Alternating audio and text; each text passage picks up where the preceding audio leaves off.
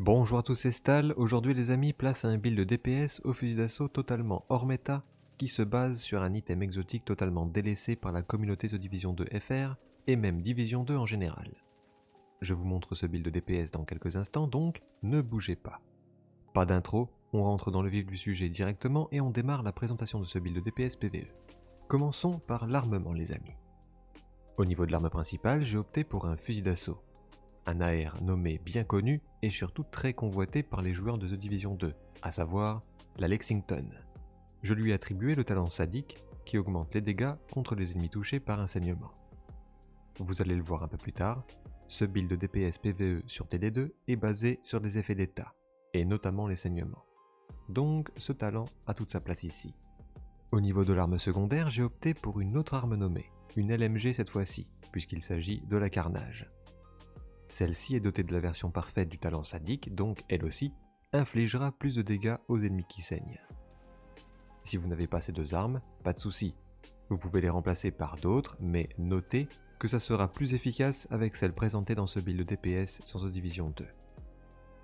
Au niveau de l'arme de poing, j'ai choisi le Quick Step pour la vitesse de déplacement, mais vous pouvez très bien mettre l'orbite ou tout autre pistolet. C'est au choix. Bien, passons maintenant aux pièces d'équipement de ce build DPS fusil d'assaut sur The Division 2. Commençons par le sac à dos les amis. Sans surprise, build AR DPS oblige, j'ai opté pour du Fenris pour débloquer les 10% de dégâts de fusil d'assaut supplémentaires. Le sac est full rouge pour booster notre DPS et possède le talent méchanceté qui augmente nos dégâts d'armes lorsque nous infligeons un effet d'état à l'ennemi. Ça tombe bien, ce build DPS PvE est construit pour en infliger, donc le talent s'activera sans souci. Enchaînons ensuite avec 4 autres pièces, toutes issues du gearset Ongoing Directive. Vous vous en doutiez peut-être les amis, mais quand on parle de build DPS PvE avec des effets de saignement, on pense tout de suite à de l'Ongoing Directive. En plus de nous apporter 15% d'effet d'état et plus 30% de vitesse de rechargement, ce gearset nous offre Règle d'engagement, son talent. Ce dernier applique une marque aux cibles affectées par un effet d'état. Lorsque vous tuez une cible marquée, vous obtenez un chargeur entier de munitions à pointe creuse. Ces munitions augmentent vos dégâts d'armes de 20% et infligent saignement. En gros, c'est sans fin. Chose importante les amis, ces munitions sont aussi données à votre groupe à raison d'un demi-chargeur. Donc, en plus de faire des dégâts de port avec ce build de DPS PvE, vous augmentez aussi les DPS de vos alliés. J'ai donc équipé les gants, les genouillères. Attention, pensez à bien remplacer l'attribut jaune de cette pièce par de la proba ou des dégâts critiques. Le holster, et enfin le torse. Celui-ci modifie le talent du set en augmentant les dégâts des balles à pointe creuse, faisant passer le boost de 20 à 50%. Ce boost ne s'applique qu'à vous bien entendu, sinon ça serait un peu trop cheaté. Ce gear set est monstrueux lorsque vous cherchez à faire un bon build de DPS, donc allez farmer ces pièces dès que possible. Enfin, dernière pièce de ce build de DPS Ongoing Directive sur The Division 2, il s'agit du masque. Un masque exotique totalement délaissé par la communauté Division 2 FR, voire la communauté Division 2 dans son ensemble.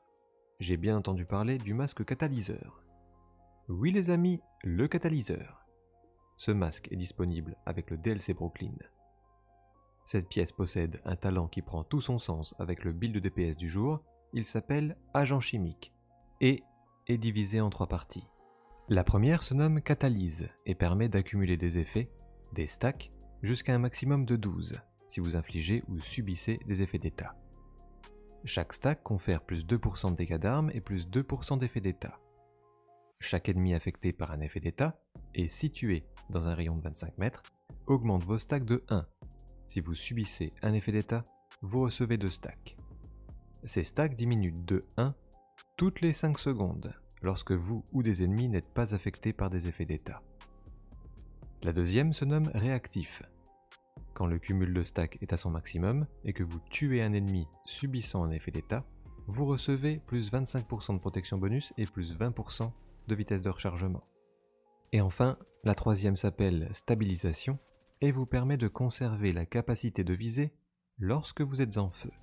Autant vous dire qu'avec mon build de DPS Ongoing Directive du jour, ces stacks ne diminueront quasiment jamais. Vous serez toujours en train de tirer avec vos balles à pointe creuse, donc toujours sous l'effet bénéfique de votre masque et de votre sac à dos. Je ne sais pas vous les gorés, mais perso, j'adore ce build Ongoing Directive.